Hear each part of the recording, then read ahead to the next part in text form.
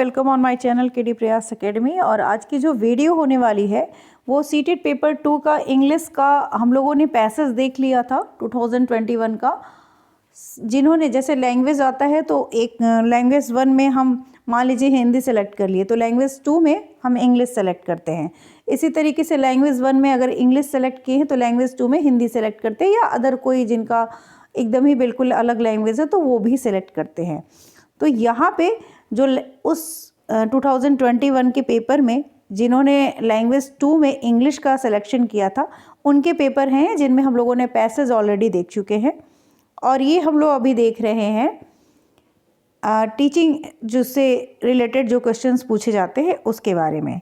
तो habit formation through repetition is a component of which method.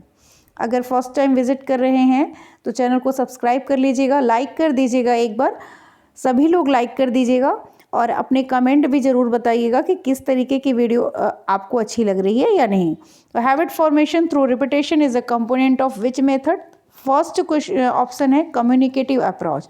तो यहाँ पे मेथड से क्वेश्चंस पूछे गए हैं, इसको भी ध्यान रखना है कि कहाँ से क्वेश्चंस पूछे जा रहे हैं। Audio lingualism, task based language teaching, constructivism. तो यहाँ पे आपका जो करेक्ट आंसर हो जाएगा वो ऑप्शन नंबर 2 यानी audio lingualism is the right answer. ठीक है, audio lingualism is the right answer. यहाँ पे 136 का option number 2 is the correct answer. Next question देखते हैं, question number 137। A teachers of class 8th ask her learner to bring at least 2 or 3 objects from home and she asked them to exchange the object among themselves. She now asked them to describe the object in their hands in at least 10 sentences. What are the objects known as in language learning material? Relia, home object, teacher material या input for language learning। तो 137 का option number 1 जो है यहाँ पे ये आपका correct हो जाएगा। ठीक है, नेक्स्ट क्वेश्चन देखते हैं। तो टीचिंग मटेरियल से भी लर्निंग मटेरियल से भी क्वेश्चंस आया हुआ है, तो ये भी हम लोगों ने देख लिया कि पहला क्वेश्चन था मेथड से। टीचिंग लर्निंग मटेरियल्स जो होते हैं उनसे क्वेश्चंस है। विच of the following component is a process in the top-down approach to teaching learning of listening? Discriminating between intonation compounds, discriminating between phonemes, recognizing prominent details, recognizing the topic।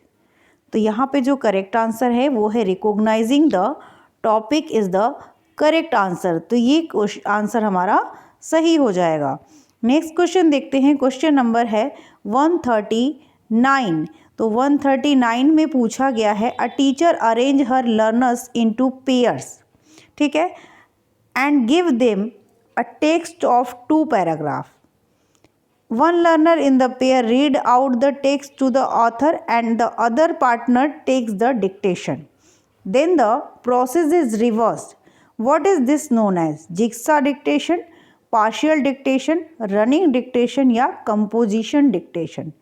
तो यहाँ पे इस तरीके के क्वेश्चंस पूछे गए हैं डिक्टेशन वाले। तो यहाँ पे जो करेक्ट आंसर हो जाएगा वो हो जाएगा आपका पार्शियल डिक्टेशन। ठीक है, नेक्स्ट क्वेश्चन देखते हैं। Mechanics of language in speaking skill include pronunciation, grammar and vocabulary, clarity of message, social and cultural rules of using language, script, word and sentences. तो 39 का यहाँ पे ऑप्शन नंबर 2 बता दिया था पार्शियल डिक्टेशन है। 140 में जो आपका mechanics of language in speaking skill include, तो यहाँ पे जो करेक्ट ऑप्शन है वो है प्रोनाउंसिएशन, ग्रामर एंड वोकेबुलरी। ठीक है, तो ये आपके राइट आंसर हो गए। क्वेश्चन नंबर 141 देखते हैं। अभी तक जिन लोगों ने भी अगर यहाँ तक आप वीडियो देख रहे हैं तो वीडियो को पूरा देखिएगा। 15 क्वेश्चंस है, बहुत ज़्यादा क्वेश्चंस नहीं है, तो इनको आप करिए। और इस तरह के क्वेश्चंस के जो कॉन्सेप्ट हैं जैसे कि मेथड हो गए या कंपोनेंट से रिलेटेड, तो उनके कॉन्सेप्ट भी आप कहीं से भी आप उसको पढ़िए, तब आपका ये इस तरह के कम से कम ये तो होगा कि जो क्वेश्चंस मैं पढ़ रही हूँ या पढ़ रहा हूँ उस तरीके के क्वेश्चन कुछ भी आएंगे तो मैं कर लूँगा, ये कॉन्सेप्ट मेरा प्रिपेयर है, ये चीज़ें होनी चाहिए, ठीक है। Jatin Raghav is reading fast, looking for specific information in a machinery manual. What is this reading sub skill known as? Skimming, scanning, bottom up reading या क्रिटिकल रीडिंग? तो यहाँ पे रीडिंग राइटिंग से भी क्वेश्चंस पूछे गए हैं और 141 का जो ऑप्शन नंबर 2 है scanning is the correct answer हो जाएगा आपका, ठीक है। क्वेश्चन नंबर 141 में ऑप्शन नंबर 2, क्वेश्चन नंबर 142 देखते हैं। Here are some sets of words in some pattern, find what are these known as in teaching learning of pronunciation? Bit, BIT, bit और bet, did, dead, hid, head, lid, led, miss, mess, pin, pen, lock, luck. Contrastive pair, comparable pairs, vowels, stress and intonation. Question number 142 option number 1 is the correct answer, यानी contrastive pairs, ठीक है। Next question देखते हैं, question number 143, words which one recognise when one hears or see them are productive vocabulary, receptive vocabulary, explicit vocabulary या implicit vocabulary? तो 143 का option number 2 यहाँ पे करेक्ट हो जाएगा, रिसेप्टिव वोकेबुलरी, ठीक है। 143 ऑप्शन नंबर 2। क्वेश्चन नंबर 144 देखते हैं। What does free writing approach to writing promote? Understanding of form and accuracy, grammatical accuracy, understanding of the content and fluency, syntax and language use. तो question number 144 option number 3 is the correct answer. यहाँ पे understanding of the content and fluency is the right answer. Free writing approach के लिए option number 3, ठीक है। Next question, pedagogical grammar means that all grammar teaching should be rule focused. Teaching grammar in context, begin from form and move on to use. Teaching through immersion. यहाँ पे जो correct answer है आपका, pedagogical grammar means that teaching grammar in context. तो ये option आपका सही हो जाएगा। इसको आप रट्टा भी मार सकते, एक सेंटेंस है और इसको आप रट जाइए, तो ये अगर क्वेश्चन कभी आए तो इसका आंसर आप आराम से लगा पाएंगे। कुछ चीज़ें जो होती है फैक्चुअल होती है एकदम, मतलब उसको आपको लर्न ही करना है, तो उस तरीके की चीज़ों को आप एक बार अलग से नोट्स उस क्वेश्चन को लिख के और उसको, जैसे कोई किसी ने कुछ कहा है तो वो चीज़ें जो है ना उस तरह के क्वेश्चंस आपको रटने ही पड़ते हैं। नेक्स्ट क्वेश्चन देखते हैं। क्वेश्चन नंबर 145 का ऑप्शन नंबर 2 करेक्ट हो गया। और क्वेश्चन नंबर 146 देखते हैं। विच of the one of the following is not advocated as an element for assessment in a poem? Poetic devices, themes of the poem, grammar या vocabulary? तो 146 option number 3 is the correct answer. और आपके exam जैसे ही ख़त्म हो जाएंगे, super TET की preparation इसी चैनल पे होगी। साथ साथ मैं KVS के भी कुछ KVS के भी एक प्लेलिस्ट बनाऊंगी, क्योंकि दोनों ही पेपर जो है हो सकता है सुपर टेट पहले आए और KVS तो बाद में ही आएगा, लेकिन जल्दी ही आएगा क्योंकि उसकी भी कुछ चीज़ें चल ही रही थी। तो जितने भी बच्चे, अब तो डिसाइड हो गया है कि जिनको देना है वो BEd वाले तो है नहीं, DLED वाले हैं, जैसे भी है उसके भी हम लोग क्लासेस स्टार्ट करेंगे। तो चैनल पे बने रहिएगा। वीडियो अच्छी, अभी आप लोग एक लाइक ज़रूर करिएगा। जितने भी लोग वीडियो को देख रहे हैं प्लीज़ लाइक ज़रूर करिएगा। कमेंट करके ज़रूर बताइए कि आपको वीडियो कैसी लग रही है, ठीक है। क्वेश्चन नंबर 147 देखते हैं। बिना समय गवाए हम लोग काम कर रहे हैं क्योंकि समय है भी नहीं और मैं नहीं चाहती कि आप लोगों का बहुत ज़्यादा समय आए। जितने भी लोग जुड़े हुए हैं उन सभी के पेपर क्लियर हो जाए, ऐसी ही कोशिश है। मेरे पास बहुत ज़्यादा गैजेट वगैरह नहीं है, जैसे बोर्ड है, बहुत सारी चीज़ें नहीं है, जिसकी वजह से मैं इस तरीके की क्लासेस ले रही हूँ। थोड़ी सी सुविधाएं इकट्ठी कर रही हूँ और आपकी बोर्ड वगैरह अगर अरेंज हो जाते हैं तो मैं अच्छे से वीडियो ले पाऊँगी। A teacher asked her learners to watch a movie 2 days ago and now she asked them to have a discussion on what would they do if they were the hero heroine of the movie? What is this assessment task known as? Extrapolative task, critical pedagogy, speaking task या thinking task?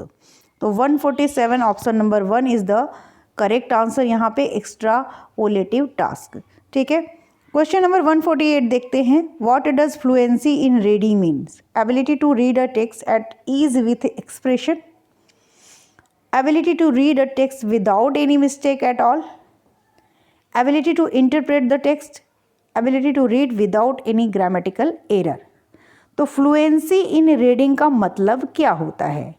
तो यहाँ पे ability to read text at ease with expression, expression के साथ जब आसानी से आप पढ़ पाते हैं, रीड कर पाते हैं, तो वो ही उसकी मीनिंग होती है। ठीक है, नेक्स्ट क्वेश्चन है question number 149। Which of the following statements are true of language in India?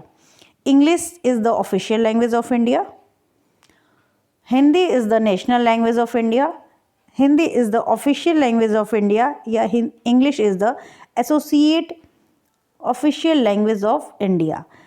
तो क्या इसमें ट्रू है? ए बी ट्रू है, सी डी ट्रू है, या ए डी ट्रू है, या बी सी ट्रू है? तो यहाँ पे दो ऑप्शन जो आपके ट्रू हैं वो कौन कौन से हैं ये पूछा गया है। तो यहाँ पे सी और डी जो है, Hindi is the official language of India and English is the associate official language of India is the correct answer. तो यहाँ पे 149 का ऑप्शन नंबर 2 जो है वो करेक्ट हो जाएगा। ठीक है, नेक्स्ट क्वेश्चन देखते हैं 150, और ये लास्ट क्वेश्चन है। इसके बाद हम लोग आगे के जो 2021 में दिसंबर में जो पूछे गए थे उसको ले आएंगे, या 23 में जो क्वेश्चन सेट पूछे गए हैं वो सारे क्वेश्चंस हम लोग करेंगे, क्योंकि ज़्यादा दिन नहीं बचा हुआ है। और कुछ और भी चीज़ें मैं देख रही हूँ ताकि थोड़ा ट्रिक के थ्रू भी पढ़ा जाए, क्योंकि समय नहीं है। तो जिनका नहीं हो पाया है उनके लिए क्या करा जा सकता है, जो तैयारी नहीं हुई है उसके लिए अभी मैं साइंस का आप लोगों की क्लास लूँगी थोड़ी देर में, तो उसको भी आप लोग ज़रूर देखिएगा। Knowing the rules of the declarative knowledge in learning grammars refers to knowing the rules of a grammatical item, knowing how to do a grammatical items, knowing the ideas and concept in learning, knowing to use a dictionary। 150 का option number 1 जो है वो correct हो जाएगा, knowing the rules of a grammatical item। मिलते हैं next video में, और तब तक के लिए आप लोग वीडियो को लाइक ज़रूर करिएगा, फ्रेंड्स को भी शेयर कर दीजिएगा। और जितने भी स्टूडेंट अभी भी तैयारी नहीं कर पाए हैं, अभी भी आप लोग previous year paper plus concept अपने क्लियर करते चलिए। जिस भी क्वेश्चंस में आप फंसते हैं प्रीवियस ईयर करते समय, उस टॉपिक से रिलेटेड जो कॉन्सेप्ट है उसको उसी समय पढ़ लीजिए, ताकि आपका जो कॉन्सेप्ट है वो हमेशा के लिए क्लियर हो जाए, और उस टॉपिक से रिलेटेड जो उस कॉन्सेप्ट से रिलेटेड जो भी क्वेश्चंस बने उनको आप आसानी से कर ले। तो यही ट्रिक होती है, बहुत ज़्यादा ट्रिक कुछ नहीं होती है। जब आपका क्वेश्चन फंस रहा है किसी टॉपिक पे, तो आप उस कॉन्सेप्ट को तुरंत जाके पूरा पढ़ लीजिए, एक नज़र में पढ़िए। ऐसा नहीं है कि आपको बार बार वो करने की ज़रूरत है, एक बार पढ़ लीजिए। चलिए नेक्स्ट वीडियो में मिलते हैं, और साइंस के कुछ क्वेश्चंस, साइंस के पहले तो मैं कॉन्सेप्ट ही क्लियर करने के लिए चैप्टर ही करूँगी, उसके बाद मैं आगे के प्रीवियस ईयर पेपर और बहुत सारी चीज़ें हैं जिनको मैं लेके आऊँगी। Thank you.